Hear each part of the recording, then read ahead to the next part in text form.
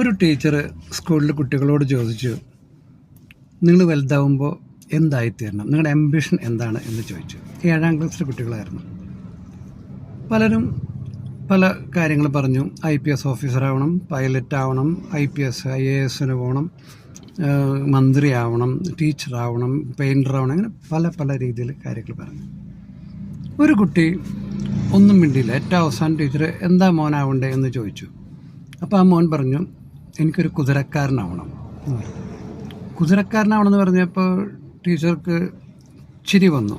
കുട്ടികളെല്ലാവരും കൂടി കളിയാക്കി, മോനെ അതൊരു പ്രൊഫഷണലാണ് കുതിരക്കാരൻ എന്ന് പറയണത്, അങ്ങനെയാണ് ഇങ്ങനെയാണെന്ന് പറഞ്ഞാൽ എല്ലാവരും കൂടി കളിയാക്കാൻ ഭയങ്കര വിഷമത്തോടു കൂടി വീട്ടിൽ വന്ന് അമ്മ ഇങ്ങനെ അവനെ കണ്ടപ്പോൾ എന്താ മോനെ വിഷമം നിനക്കെന്ന് ചോദിച്ചപ്പോൾ പറഞ്ഞു, ക്ലാസ്സിലെല്ലാവരും കൂടി എന്നെ കളിയാക്കി, ഞാൻ കുതിരക്കാരനാവണമെന്നാണ് പറഞ്ഞത് അമ്മേ, ഇങ്ങനെ എന്താവണമെന്ന് ചോദിച്ചപ്പോൾ അമ്മ ചിരിച്ചിട്ട് അവനെ കെട്ടിപ്പിടിച്ചൊരു ഉമ്മ കൊടുത്തു. എന്നിട്ട് പറഞ്ഞു, മോൻ കുതിരക്കാരനാവണമെന്ന് ആഗ്രഹിക്കുന്നുണ്ടെങ്കിൽ കുതിരക്കാരൻ തന്നെ ആവണം, വായോ എന്ന് പറഞ്ഞ് അവനെയും കൊണ്ട് നേരെ പൂജാമുറിയിൽ പോയി.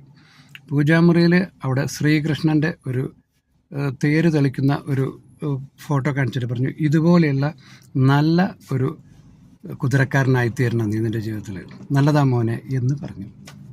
ഭാവിയിൽ ലോകം മുഴുവൻ അറിയപ്പെടുന്ന, ലോകത്തെ മുഴുവൻ സമാധാനത്തിലേക്ക് നയിച്ച ലീഡറായിട്ട് ശ്രീകൃഷ്ണനെ പോലെ തന്നെ നയിച്ച ഒരാളായി മാറി സ്വാമി വിവേകാനന്ദൻ.